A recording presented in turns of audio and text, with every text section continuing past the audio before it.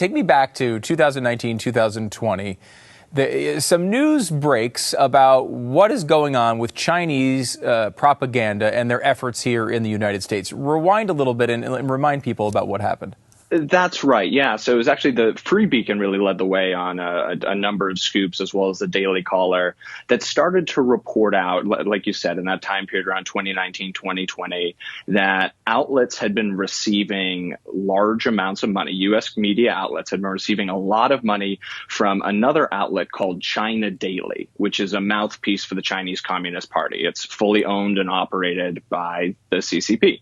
And so you started to see some outlets backpedal a little, particularly after 2021, when the Free Beacon had a really big scoop about all of these outlets who were taking millions and millions of dollars from China Daily, and they were getting paid to run Chinese propaganda.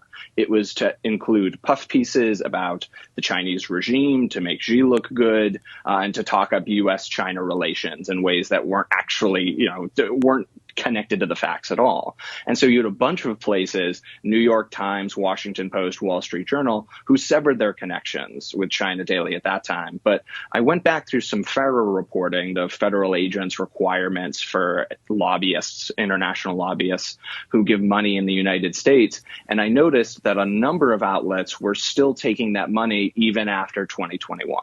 Yeah, this is interesting. And talk about the form of this here, because it wasn't exactly that they were writing articles in these newspapers. It was sort of like the stuff you see on certain websites that look like they're news stories, but then they're actually not, right?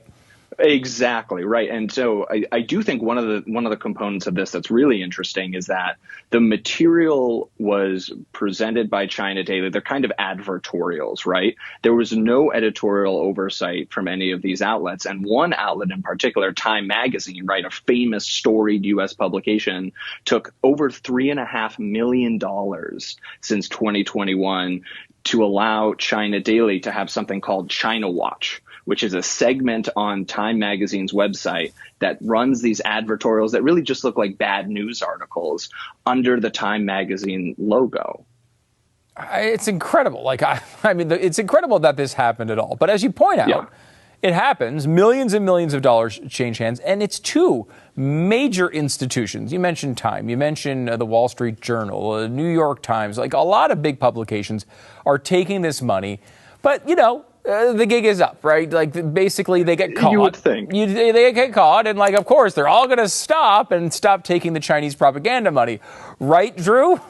You would think, right? Because this was also the time when disinformation and misinformation and the dangers of online conspiracy theories were really kind of having their heyday, right? This is post-2020 election. You've got all of these different places and outlets who are hyper-focused on the threat of disinformation. So you would think the idea that not just the kind of, call it nuanced disinformation, would raise the heckles of media outlets, but straight propaganda from our geopolitical nemesis in China being printed underneath their logos to being distributed to their readership. And they're taking a ton of money to do this.